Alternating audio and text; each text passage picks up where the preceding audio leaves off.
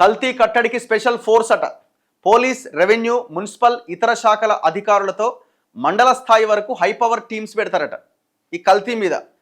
ఈ దేశంలో కల్తీ ఎక్కడుందిరా అంటే హైదరాబాద్లో ఉందని తెలిసిరట. మొత్తానికి హైదరాబాద్ టాప్ అట కల్తీలో. ప్రతిదీ కల్తీనే, పాలు కల్తీ, నూనె కల్తీ, నీళ్లు కల్తీ, ఏది తీసుకున్నా అల్లం వెల్లుల్లి పేస్ట్ దగ్గర నుంచి నువ్వు నీ కడుపులోకి పోయే ప్రతి ఆహార పదార్థం కల్తీ అయి వస్తున్నది. అది తిన్న జనాలు క్యాన్సర్ బారిన పడుతున్నారు. క్యాన్సరే వస్తుంది. కల్తీ ఫుడ్ తినడం వల్ల వచ్చే రోగం ఏంటంటే క్యాన్సరే. సో అట్లా తెలంగాణలో ఎవ్రీ 8 మినిట్స్కి ఒక క్యాన్సర్ కేసు డిటెక్ట్ అవుతున్నది. హాస్పిటల్కి పోయిన వాళ్ళలో బ్లడ్ శాంపిల్స్ తీసుకున్న తర్వాత ఆ బాబుని క్యాన్సర్ వచ్చిందనే కేసులు ప్రతి 8 నిమిషాలకు ఒక క్యాన్సర్ కేసు బయటపడుతున్నది. ఎవ్రీ 20 మినిట్స్కి ఒక క్యాన్సర్ పేషెంట్ చనిపోతున్నాడు. ఇది తెలంగాణ హెల్త్ రిపోర్ట్ ఇది. సో దీని మీద స్పెషల్ ఫోర్స్ పెడతారట.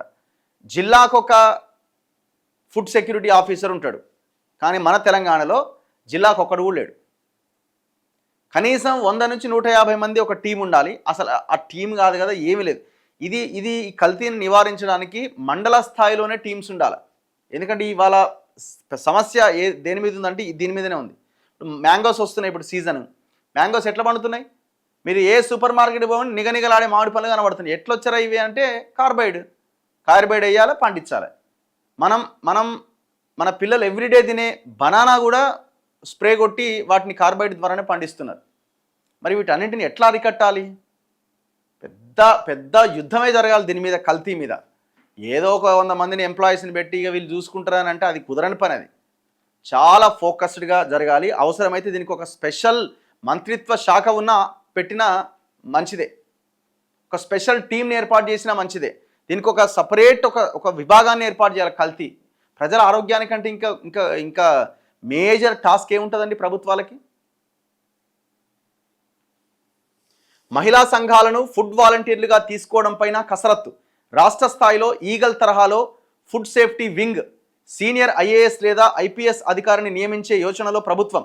కల్తీ నేరగాళ్లకి ఇక జీవిత ఖైదే. అధికారులకు సెర్చ్ అండ్ సీజ్ పవర్స్ ఇచ్చేలా చట్టంలో మార్పులు. టెస్టింగ్ ల్యాబ్స్, ఫుడ్ సేఫ్టీ అధికారుల పెంపుపై ఫోకస్. మధ్యప్రదేశ్, యూపీ, బెంగాల్, ఒడిశా రాష్ట్రాల్లో కల్తీ కట్టడి తీరుపై స్టడీ అట. ఇప్పుడు మీరు చూడండి, ఒక వాటర్ ఆర్ మిల్క్ కంటెంట్ తీసుకెళ్ళి ఒక నాచారంలోనే ఎక్కడో ఉంటుంది. వాళ్ళు దీన్ని టెస్ట్ చేసి రిపోర్ట్ ఇవ్వండి అంటే ఇవ్వరు. అట్లాంటి ల్యాబ్స్ మన దగ్గర లేవు. కనీసం అది కల్తీయా కాదా అని తెలుసుకునేటువంటి ల్యాబ్స్ కూడా మన దగ్గర లేవు. ఎక్కడికక్కడ ల్యాబ్స్ పెట్టాలి. జిల్లాకు ఒక ల్యాబ్ పెట్టాలి. ప్రజలందరూ స్వచ్ఛందంగా అది కల్తీనా కాదా అని తెలుసుకోవడానికి అవకాశం కల్పించాలి. ప్రజల ప్రాణాలతో చెలగాటమాడుతున్న కల్తీ రాయుళ్ల ఆట కట్టించేందుకు రాష్ట్ర ప్రభుత్వం సరికొత్త అస్త్రం సిద్ధం చేస్తున్నది.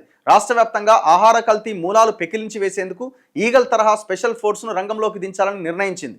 ఈ ప్రత్యేక విభాగానికి సారథ్యం వహించేందుకు ఒక సీనియర్ ఐఏఎస్ లేదా ఐపీఎస్ అధికారిని నియమించేలా కసరత్తు చేస్తున్నది. కేవలం నగరాలకే పరిమితం కాకుండా కల్తీ నెట్వర్క్ను పాతాళానికి తొక్కేలా మండల స్థాయి వరకు ఈ వ్యవస్థ విస్తరించాలని ప్రభుత్వం యోచిస్తున్నది. ఇది ఏమున్నా చిత్తశుద్ధి ఉంటే జరుగుతుంది. మనం తింటలేం కదా, మనకి స్వచ్ఛమైన పాలు వస్తున్నాయి, మనకు గానుగ నూనె ఇంట్లోకి వస్తుంది, లేకపోతే మనకు అట్లాంటిది మన పిల్లలకి మనకి లేదని రాజకీయ నాయకులు అనుకొని ఇట్లాంటి దాని మీద దృష్టి పెట్టకపోతే వ్యవస్థ మొత్తం చిన్నాభిన్నం ఆగమయ్యే అవకాశం ఉంది. సో కాబట్టి ప్రజలు దీని మీద ఉద్యమం చేయాలి, సంఘాలు దీని మీద ఉద్యమం చేయాలి. ఈ కల్తీ ఫుడ్ని మనం కనుక దాని మీద ఫోకస్ చేయకపోతే తెలంగాణ కాదు, అసలు భవిష్యత్ అనేది లేదు మనకి.